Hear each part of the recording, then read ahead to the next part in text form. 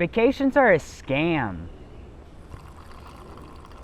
If we're being honest with ourselves, vacations are a total nightmare. From saving to booking to traveling, it's all compiling stress. But then once you're there, what do? Do you stick to your itinerary, or do you go off script and actually try to relax? See, if you stick to the itinerary, you're most likely going to stress yourself out more than you already were. But on the opposite side, if you don't stick to the itinerary, when you get home, you're going to be stressed because you missed out on something you really wanted to see.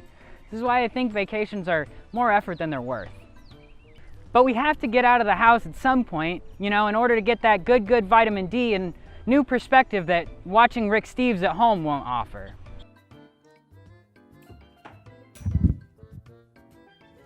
But woe is me, for there is not a practical middle ground that I should be able to... Nah.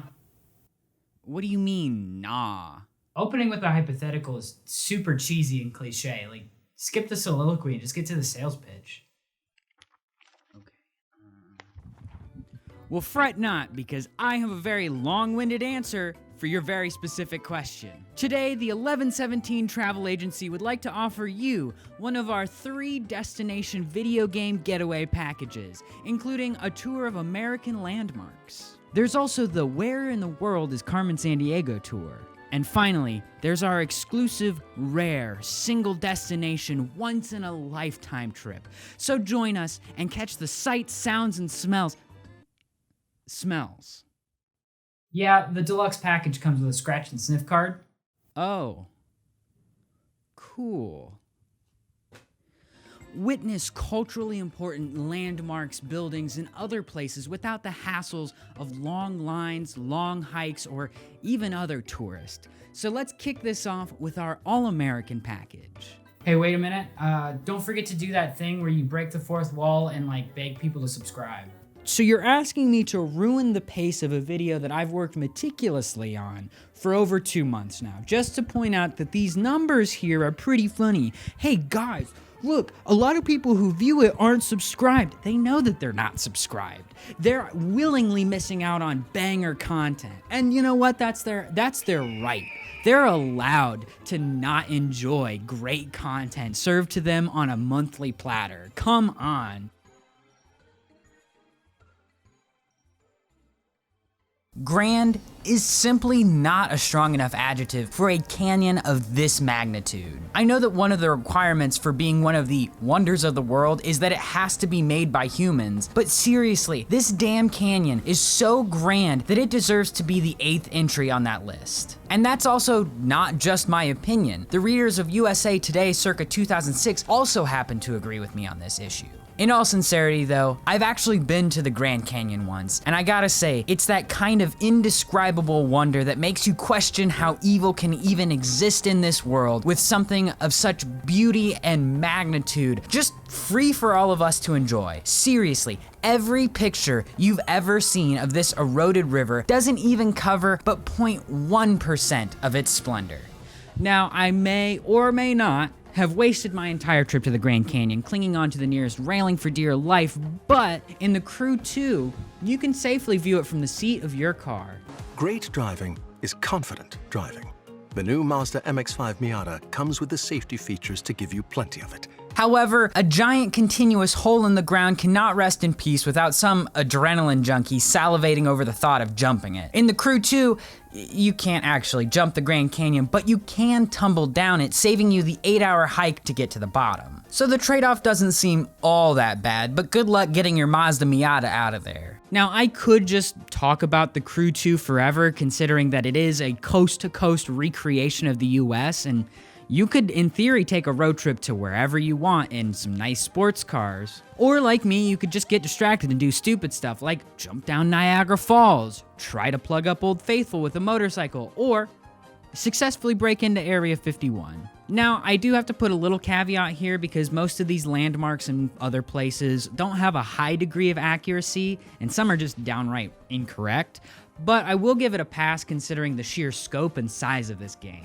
On to the next landmark, we've got the Seattle Space Needle. This sci-fi inspired monument is pretty much the mascot for the entire state of Washington. This cool but unnecessarily intricate UFO beacon was the centerpiece for the 1962 World's Fair, whose only purpose now is to attract tourists and house a needlessly fancy restaurant on the observation deck. I just want to meet the person that looked at the Space Needle and said, you know what this needs?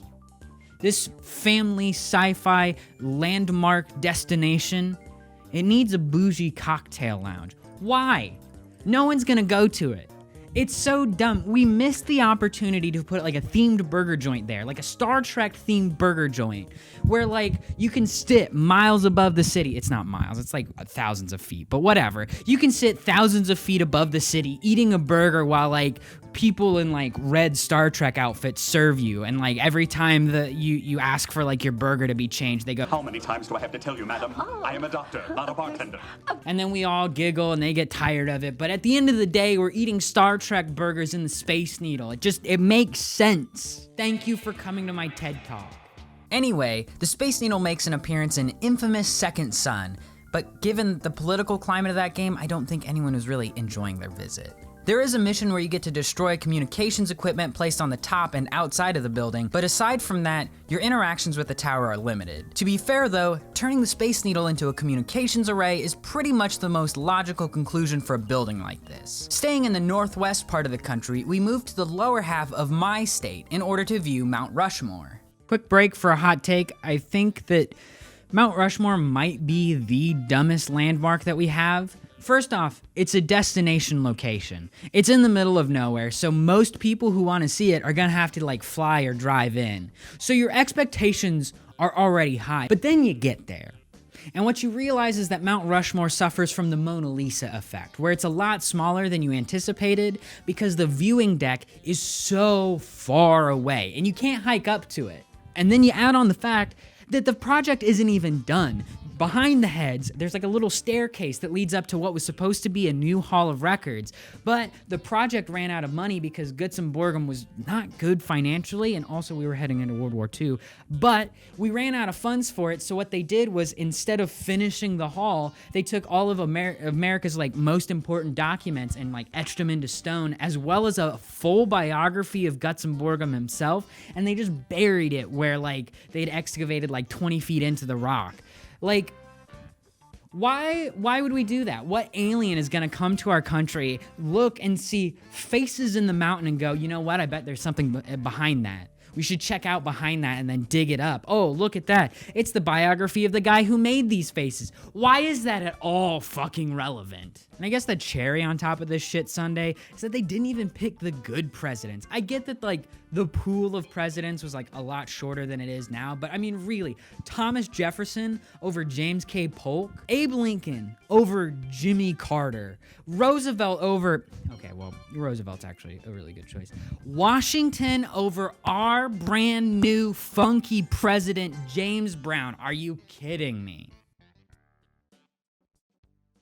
But hey, at least Pilotwings 64 replaces it with Mario's face. Found on the map Little States, players can take a polygonal and condensed tour of the US, similar to the Crew 2. Here, you can see the Golden Gate Bridge, a spaceship near Cape Canaveral, but most importantly of all, we have Mount Rushmore, where Mario takes the place of George Washington's face. And much like finding out at a young age that our nation's founders were adamant slaveholders, Mario too hides a dirty secret. Albeit a lot less worse, but if you shoot the M on his cap, he turns into Wario. The Hoover Dam is an interesting landmark because it's an active work site, and therefore shouldn't be a tourist destination. Like, imagine for a second if people showed up to a gas station that you're hypothetically working at, oohing and awing over the slushy machine. Not the contents of the slushy machine, but the machinery that makes them. That would make me wildly uncomfortable. But in terms of settings for a final fight in Fallout New Vegas, it makes a lot of thematic sense. Water is vital to the region, so whichever faction controls the dam controls the region. Also, 96 people died building the damn thing, so why shouldn't more people die for it? There's no good way to condense these next two editions because arguably they'll take up most of your vacation time. New York and LA are two of the most represented cities in all of media, and video games are no exception. There are over 100 games set in or based on LA, and that number almost doubles for the Big Apple. These two cities act as a cultural, artistic hub for the entire country, so you know that they are absolutely packed with landmarks. In order to keep this video under the 20-hour mark, I'm gonna condense it to the most obvious versions of these cities, that being Rockstar's representation. But you shouldn't have expected anything more. At this point, 1117 is just a Rockstar Stan account, so if you expected more, next video, come in with the bar for expectations set a little bit lower. Thank you. Grand Theft Auto San Andreas has really earned every ounce of praise that it gets, being able to showcase 3 condensed versions of Los Angeles, San Francisco, and Las Vegas. How do they do this? By stuffing landmarks in every chance they get. The San Francisco area has Lombard Street, the Ferry Building, the Golden Gate Bridge, and far too many steep hills to launch my car from. The Los Angeles area has Santa Monica Pier, the Capitol Records Building, the Downtown Library, the Hollywood Sign, and the Observatory. The Las Venturas area not only includes current attractions, and by current I mean from 90s era Las Vegas, they also incorporate old strip Las Vegas. Personally, this is my favorite Grand Theft Auto map because of the diversity and how they perfectly match the feel of their respective cities. I'll throw a bone to LA Noire as it goes the opposite route of using landmarks to create a caricature of a city and instead attempting a one-to-one replica of historic locations in the Los Angeles area as they were back in the 40s and 50s. A daring feat most likely done by a number of underpaid, mistreated, and possibly uncredited folks. Seriously, can we all just collectively pretend that Brendan McNamara never existed? Like if he shows up in your hypothetical gas station and tries to buy a Slurpee, just ignore him, give him the cold shoulder until he gets fed up and leaves. What the fuck is going on here? Surrender now and nobody has to. Shit. Going from West Coast to East Coast, Grand Theft Auto 4 goes for a more gritty recreation of New York. While I've never been to the city, driving through the knockoff Times Square feels just as impressive as I assume the real one is. But the more important feature is the Statue of Liberty. It's the perfect parody monument, whereas everything else is trying to be as faithful of a recreation as possible. The Statue of Happiness is teeming with introspection and in-jokes. Everything from the face of Hillary Clinton to the off-putting beating heart, topped off with a steaming cup of coffee in reference to the developer's previous scandal. And with that, we finish our All-American Landmarks tour package. Up next is the Where in the World is Carmen Sandiego package. Glad to have you back. Are you ready to tackle another case? Well, everyone needs a break now and then. Why don't you do some globe hopping and buzz me when you're ready for another case?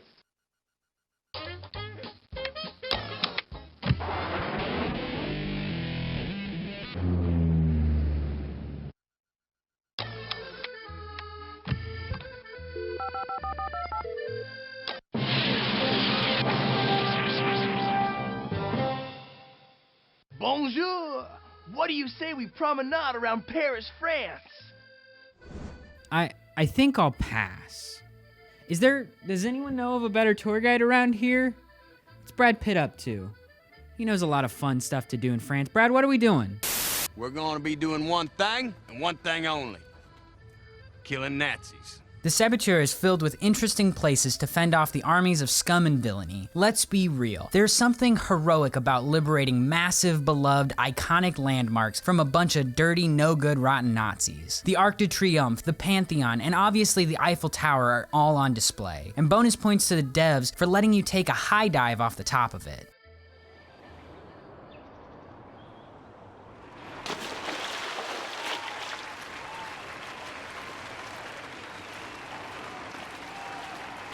Taking a quick pit stop to service fans of the 2014 lukewarm film, The Monument Men, starring and directed by George Clooney, Pandemic Studios has you covered as you can actually liberate the Louvre. Now, unfortunately, you can't go inside and see the paintings, and John Goodman and Bill Murray won't be there to be quippy, so keep that in mind. I would also like to suggest going to the Notre Dame Cathedral in Saboteur, but everyone in the comments is gonna scream at me for not including the Assassin's Creed version of the cathedral. At this point, it's almost illegal for an Assassin's Creed not to have a slew of massive landmarks. It's pretty much the only selling point for some folks, and for good reason. They're incredibly detailed and fun to traverse. So sure, this is an excellent digital rendering of the beautiful cathedral, but you can't kill Nazis in it, so is it really that fun?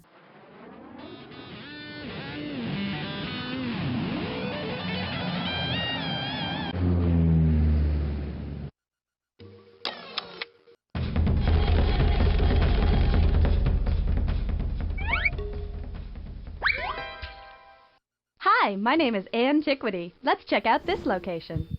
Tickwitty. Is that like a family name? Do you have like a brother named Jim Tickwitty? Your parents knew what they were doing. They were having fun at your expense anyway. Fun fact, Angkor Wat wasn't made by ancient aliens, despite what History Channel would like you to believe. And that just because white people didn't make it doesn't mean that aliens did.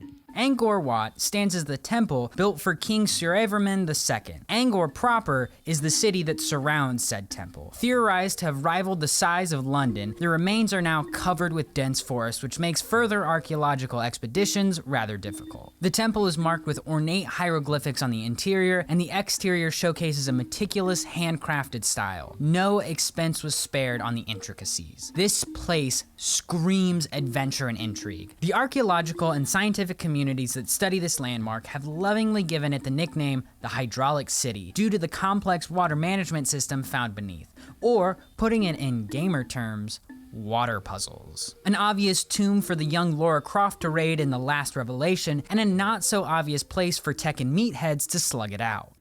Guys, this is a holy site. Stop fighting. Well, it seems like we're out of tour guides and cartoon backgrounds, so I guess you're just gonna have to follow me to Dubai. The Burj Khalifa in Dubai currently stands as the tallest human-made structure at around 828 meters tall, roughly beating out Shaquille O'Neal at a margin of 394-1.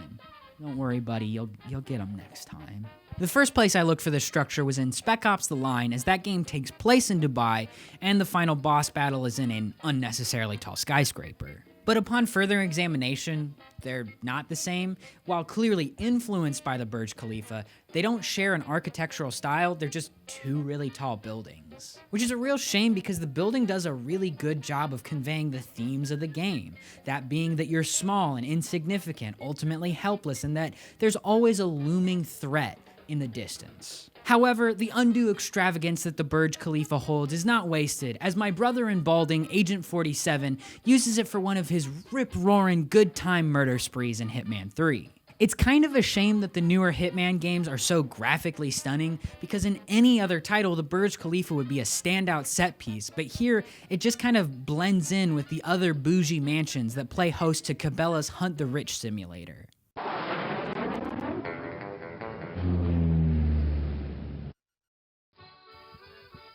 Sorry guys, we gotta go out to the country to see this next one. This Neolithic British landmark is, I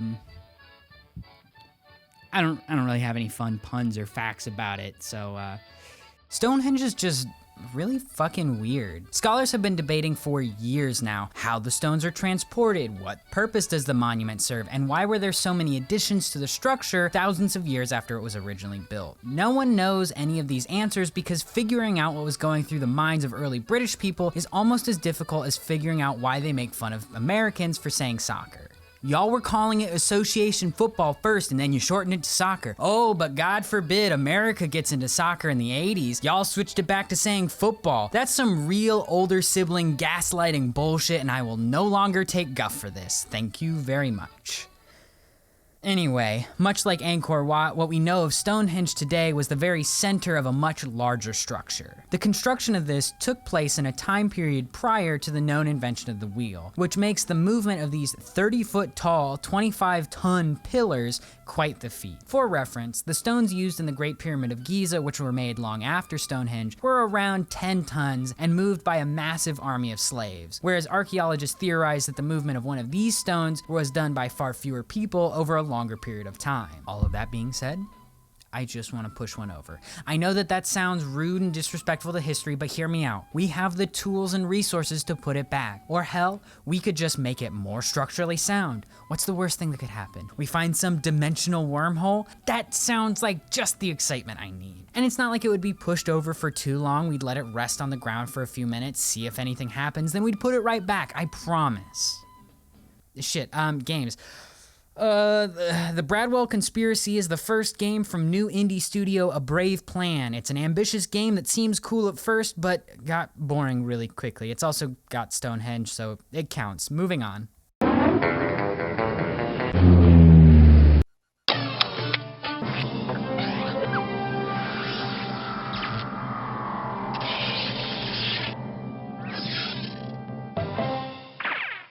Salam!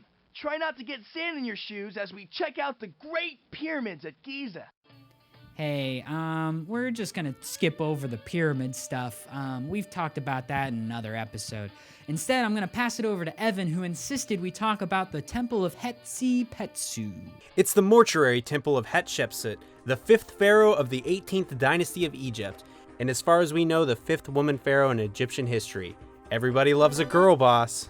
Or as I've come to know it as, the E1M1 of Serious Sam the First Encounter, where Sam Sirius Stone travels back in time to take a futuristic space battle to the past. It's an ominous start to a surprisingly still gorgeous game featuring real-world Egyptian locales. So much in fact that in 2001, when I was in elementary school, I picked up a book about Egypt and have the most distinct memory of scoffing at it and going, Valley of the Kings? I already watched my dad play through that part, and trying to explain the story of Serious Sam to another first grader who could also barely read. The whole first encounter is chock full of solid renderings, but that opening temple sticks out in my brain plain as day, and it always surprises me to realize that they actually did a good job at making it look like it does in real life. What better way to teach you Egyptian history than accurately rendered exteriors of obscure Egyptian pharaohs' tombs that still exist with extremely inaccurate Quake-inspired puzzle box interiors. Regardless, one day I might find myself standing outside the Temple of Hatshepsut, and that makes it a real landmark worth talking about. Definitely, maybe, probably should have talked about the pyramids instead. I feel like there would have been more to talk about there, but this is just a good excuse to talk about Serious Sam again.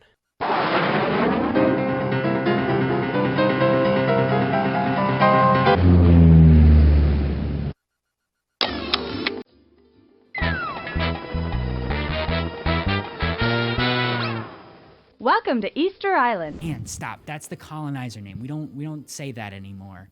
The island is not Easter Island, it's Rapa Nui, and these are not Easter Island heads, they're Moai. Please, can we just show some grace and tact for literally the coolest landmark to ever grace the earth? Y'all, I fucking love these giant forehead having dudes. They're not just heads, like underneath the ground, there's like bodies connected to it. To put it in like gamer terms, they're like real life diglets. And the best part is there's not like one or two of these things. They're scattered around the island, almost as if Rapa Nui played host to giants who loved getting buried up to their necks in sand, and they just kind of stayed there. The Moai are absolutely breathtaking, and they're imbued with a cultural heritage that dates back all the way to 800 BC. On top of that, video games have a strange but not unfounded obsession with them. They show up everywhere. There's even a whole convenient site dedicated to cataloging every instance of Moai in video games. Currently, the folks running the webpage have found over 500 examples, and they add more every day. That may seem like an outlandish fact, but when you consider that these statues act as a quick visual shorthand to signify that you're on an island, the pieces start to fit together. Some of my favorite entries from this site include: you can get them in Animal Crossing as a gift from Gulliver. They do take up a lot of floor space, but that doesn't bother someone like me, who has an entire room in his house dedicated to watching TV on the toilet. This one took me a long time to do. Ultra Chess uses different varieties of Moai to make up the various chess pieces, which is pretty neat. Most WarioWare games have a sub-character who has a Moai for a head. Generation 3 of Pokemon saw the introduction of Nosepass, which is very clearly an homage, though I could have done without an evolution because, let's be honest, I don't need to see a Moai with a mustache. Pro Evolution Soccer has an Easter egg where you can replace your custom character's head with a Moai, though I think that's cheating because who's gonna challenge you for a header near the goal? You can find a Moai in LEGO Star Wars 3 The Clone Wars, which I guess technically means Moai are canon in the Star Wars universe. It's a letter from Evan. Just says, unlike Mara Jade, ... Oh. A Moai can be found as an Easter egg in Metal Gear Solid 1, 2, 4, 5, and Survive, which I'm not really all that surprised that Kojima likes these big rock heads. In the PS1 cult classic LSD Dream emulator, you can just accidentally stumble into one, which out of all of these examples, that one kind of makes the most sense to me. And Super Mario Odyssey gave me the ability to become the Moai. I have 600 hours in this game. This is one of the few times where we see a landmark being personified. Like, I don't see the Great Wall of China getting googly eyes plastered all over and then expect the player character to fight it. Oddly though, most of these instances, if not all of them, are recreations. None of the games showcase the Moai actually take place on Rapa Nui. I don't blame the developers though. Making a game set on an island that's 8 times smaller than Los Angeles does seem like a daunting task. But with that, we wrap up our Carmen Sandiego package and move on to the trip of a lifetime. But this one is gonna need a little bit of setup. So buckle in as I set the scene.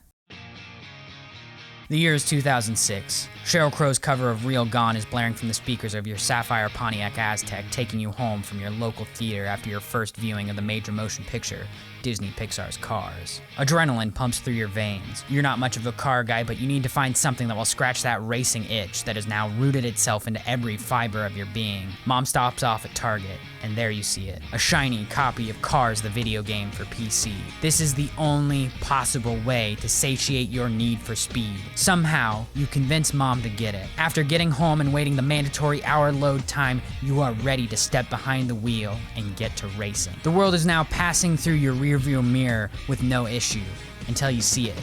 Slowing down, you think to yourself, there's no way. I didn't just see that. There is no possible way that the developers thought to put that in this adaptation of a film that is already littered with fun references to iconic landmarks found on Route 66. Backing up, you realign your car to get a better look. And before you, sure enough, stands America's most treasured landmark. The world's biggest ball of barbed wire.